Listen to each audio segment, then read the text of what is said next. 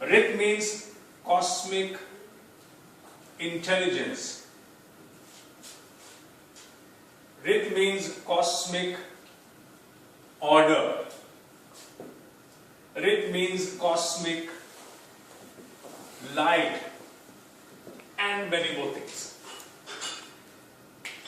Just like an electron, it means many more things, much more.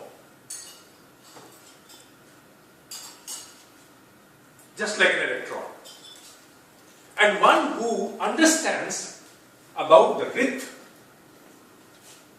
one who is fully aware about what Rit is, one who can utilize, channelize Rit is called as Rishi.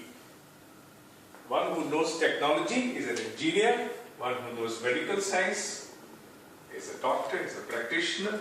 Likewise, one who knows about the Rit, one who can exercise his control upon the Rit is a ऋषि. उसे ऋषि कहा जाता है. तो ऋषि कौन हो गया?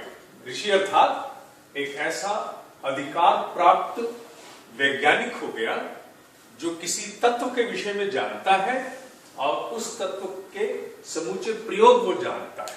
केवल जानकारी नहीं है, प्रयोग भी करना जानता है. उसे ऋषि कहा जाता है.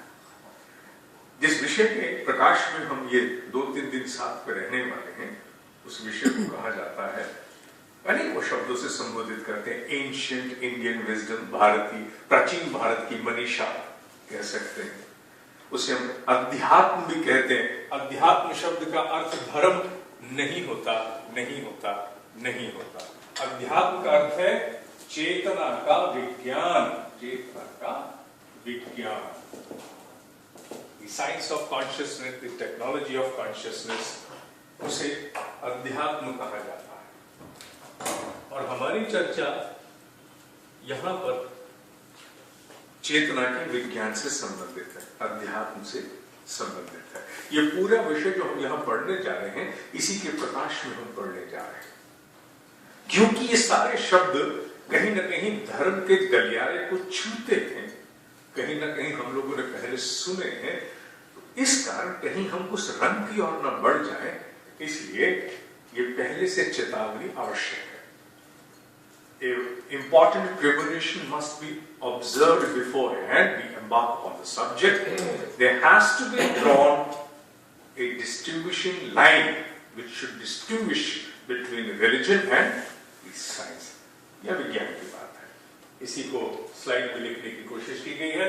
The subject of consciousness and observation upon the dimensions of discovered and bequeathed to this world by great ancient Indian seers, the technocrats of consciousness. We know them as rishis. Rishi, Rit शब्द से निकला है. Rit means cosmic law, etc., etc. यह बहुत ज्यादा मैंने उसके विवरण नहीं दिया है. ये समझना इसलिए आवश्यक है क्योंकि अनेकों शब्द भगवद गीता ही देख लीजिए. भगवद गीता भी अपने आप में देखते ही सबसे पहला भाव क्या आता है? सबसे पहला भाव आता है ये रेफरेंस का. रेफरेंस जरूरी है, लेकिन रेफरेंस तक सीमित नहीं रहना चाहिए. जब मैं गीता पढ़ाता हूं, क्योंकि एक एक अध्याय पर 20-20 कक्षाओं का आयोजन होता है, which is taught at a bigger level. तो वहां सबसे पहली बात एक ही शुरू करती है कि हम लोग गीता को, इस टेक्नोलॉजी को अनजाने स्वरूप में इतना मूल्य देते हैं कि हम इसकी कसम खाने को तैयार हैं. हमारे जीवन का सच जो अन्यथा उभर नहीं सकता, which otherwise cannot surface easily, उसे हम कसम खा के कहते हैं. मैं गीता की कसम खा के कहता हूं, जो कहूंगा सच कहूंगा. और साथ ये कसम और भी खाते हैं कि मैं इसके विषय में जानता कुछ नहीं. ये कितना बड़ी विडंबना है.